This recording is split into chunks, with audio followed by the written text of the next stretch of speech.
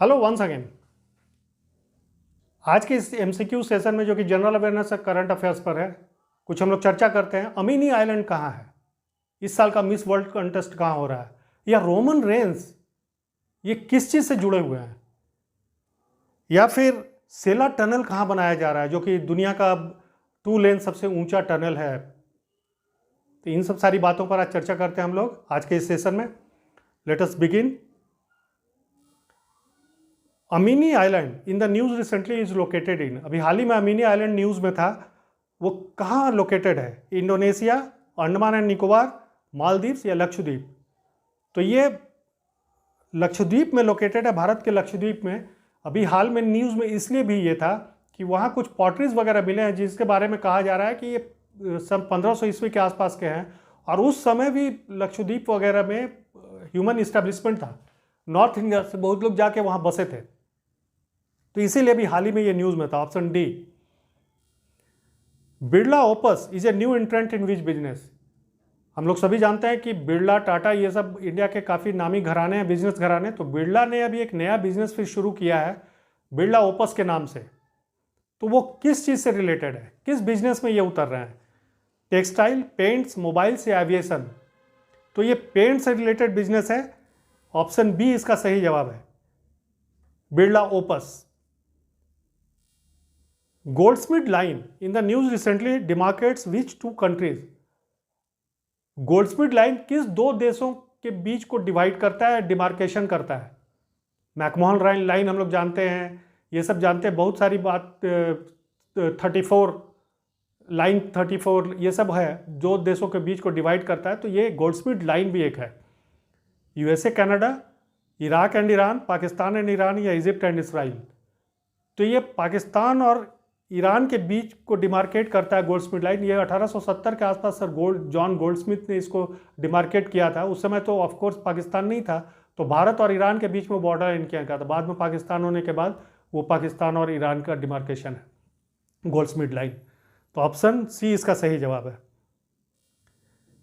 Alexei Navalny's death in an Arctic prison recently caused world wide condemnation. He belong to which country? अभी हाल ही में हम लोगों ने देखा, काफ़ी इसके चलते बातचीत चल रही थी। अलेक्सी नावल्नी, उनका डेथ हो गया नॉर्थ जो पोल है उसके एरिया में, एक तरह से समझिए आर्कटिक प्रिजन कहा जाता है, वहाँ उनकी डेथ हुई। तो उसके चलते वर्ल्ड में चारों तरफ काफ़ी कंडेमनेशन हुआ। तो वो किस देश से बिलोंग करते थे? रसा, यूक्रेन, कनाडा या बुल्गारिया? तो ये रसा से बिलोंग करते थे। इनके बारे में कंडेमनेशन इसीलिए भी हुआ कि कहा जाता है कि पुतिन के सबसे बड़े आलोचक हैं और उनके कंटेस्टेंट है एक तरह से बहुत। तो अब रूस में आलोचक होना एक बड़ी बात है, तो ऐसा माना जा रहा था कि ये शायद पुतिन के तरफ से उनको मरवाया गया। जो भी है, जिस तरह की कंडेमनेशन हुई काफ़ी बात, तो अभी हाल में न्यूज़ में ये थे। तो ये रसा से बिलोंग करते हैं, ऑप्शन ए।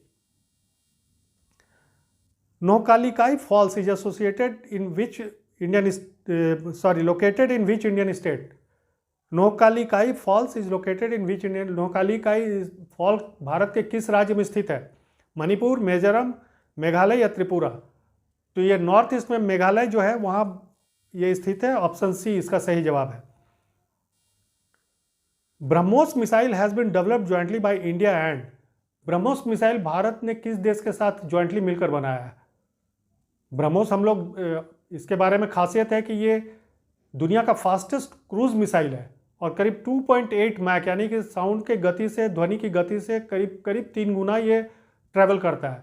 500 किलोमीटर इसका रेंज, और भारत अभी इंडियन नेवी में इसको काफ़ी बड़े पैमाने पर डिप्लॉय कर रहा है। अब ब्रह्मोस के लिए भारत को बहुत सारे कंट्री से ऑर्डर भी मिले हैं, तो ये काफ़ी सक्सेसफुल मिसाइल है।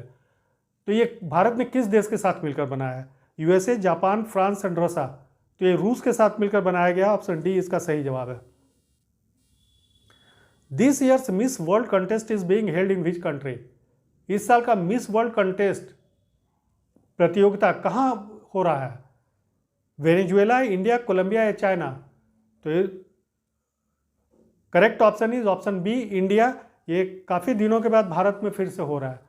भारत की पहली मिस वर्ल्ड कौन था जानते हैं? कौन थी? रीता फारिया, वो भारत की पहली मिस वर्ल्ड थी। अब बाद में ऐश्वर्या राय वगैरह भी मिस वर्ल्ड हुई हैं। तो ये बहुत दिनों के बाद फिर से इंडिया में हो रहा है। ऑप्शन बी इसका सही जवाब है। लियाती जोसेफ अनॉय, nicknamed as Roman Reigns, is associated with which professional entertainment promotion? Roman Reigns, जिनका कि असल नाम लियाती जोसेफ अनॉय है, किस प्रोफेशनल इंटरटेनमेंट प्रोफेशन से जुड़े हुए हैं? बास्केटबॉल, गोल्फ, WWE यानी वर्ल्ड रेसलिंग एंटरटेनमेंट, या साइकिलिंग? तो ये सही जवाब इसका है ऑप्शन सी, WWE। अगर आप लोगों ने WWE देखा है तो उसमें उनको देखते होंगे, वो काफ़ी दिनों से चैंपियन है और काफ़ी प्रोमिनेंट उसमें फाइटर है। हालांकि WWE देखिए, ये स्टेज मैनेज्ड होता है, कोरियोग्राफ्ड होता है, ये एक्चुअल होता नहीं है लड़ाई। हाँ, उसमें इंजरी हो सकती है, लड़ाई जरूर रियल, लेकिन असल होता नहीं है, एक तरह से इंटरटेनमेंट प्रमोशन है ये। तो इसका सही जवाब है option C, WWE। George Harrison was associated with which famous music band? बहुत सारे म्यूजिक बैंड्स होते हैं, तो उसमें जॉर्ज हैरिसन एक बहुत फेमस म्यूजिक बैंड से जुड़े हुए थे। उनका डेथ हो चुका है, तो वो किस बैंड से थे? अगर आप लोगों ने नाम सुना होगा, अब्बा, रोलिंग स्टोन्स, बॉन जोवी या द बीटल्स। तो ये बीटल से जुड़े हुए थे। बीटल अपने समय का सबसे फेमस म्यूजिक बैंड था। इसके 4 मेंबर थे, Paul McCartney, John Lennon, George Harrison and Ringo star.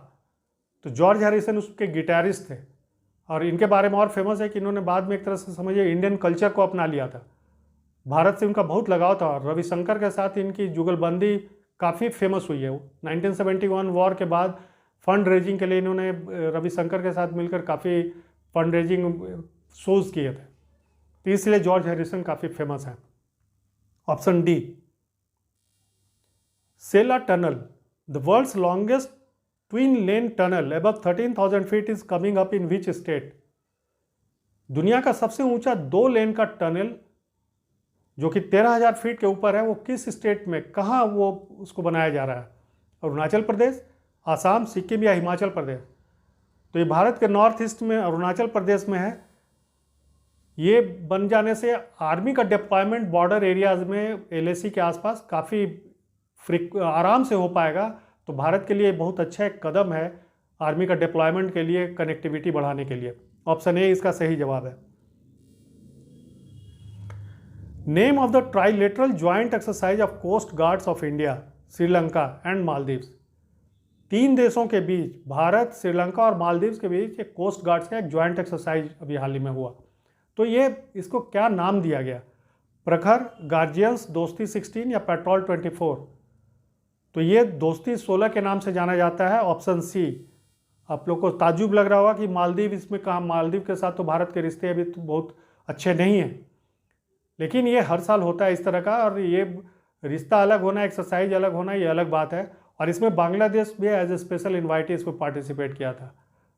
तो ये ज्वाइंट एक्सरसाइज मालदीव वगैरह के साथ बहुत दिनों से भारत का होता है। तो ऑप्शन सी इसका सही जवाब है। Who has been appointed as the new chairman of Bank of India? Bank of India ने अभी हाल ही में अनाउंस किया है उनके नए चेयरमैन का, उनकी नियुक्ति की गई है। तो वो कौन है? रजनीश कुमार, विवेक शर्मा, एम सुब्रमण्यम या MR कुमार? तो ये जिम्मेवारी मिस्टर MR कुमार को सौंपी गई है। ऑप्शन डी इसका सही जवाब है। वो बैंक ऑफ इंडिया के नए चेयरमैन होंगे। Section 302 under CRPC will be replaced by which section under भारतीय नागरिक सुरक्षा संहिता फ्रॉम जुलाई 1, 2024? पार्लियामेंट में ये कानून सब पास हुआ अभी हाल ही में। IPC, CRPC और एविडेंस एक्ट को बदल के नाम भी बदला गया, और उसमें बहुत सारे सेक्शंस भी हटाए गए हैं, जोड़े गए हैं, और इसको अब 1 जुलाई से इम्प्लीमेंट कर दिया जाएगा। अभी पार्लियामेंट में पास होने के बाद अभी होम मिनिस्ट्री में ने इसका नोटिफिकेशन हाल ही में किया है। तो उसमें बहुत सारे सेक्शंस अब रीनेम्ड हो जाएंगे, जैसे सेक्शन 302 जो कि मर्डर चार्जेस से रिलेटेड होते हैं, वो उनका किस सेक्शन से वो जाना जाएगा? सेक्शन 300, सेक्शन 100, सेक्शन 301 या सेक्शन 101? तो ये सेक्शन 101 के नाम से जाना जाएगा अब 302, ऑप्शन डी। और हम लोग 420 बोलते हैं ना, 420 सेक्शन 420 वो जो होता है फ्रॉड वगैरह के लिए, उसका भी चेंज हो जाएगा, वो सेक्शन 316 के नाम से अब जाना जाएगा। तो अब 420 कहना एक तरह से अब गलत हो जाएगा नया कॉन्टेक्स्ट में। तो ऑप्शन डी इसका सही जवाब है। Google's artificial intelligence AI chatbot is named as? अभी आर्टिफिशियल इंटेलिजेंस का ज़माना है, सभी बड़े बड़े कंपनियां AI रिलेटेड चीज़ लॉन्च कर रही हैं।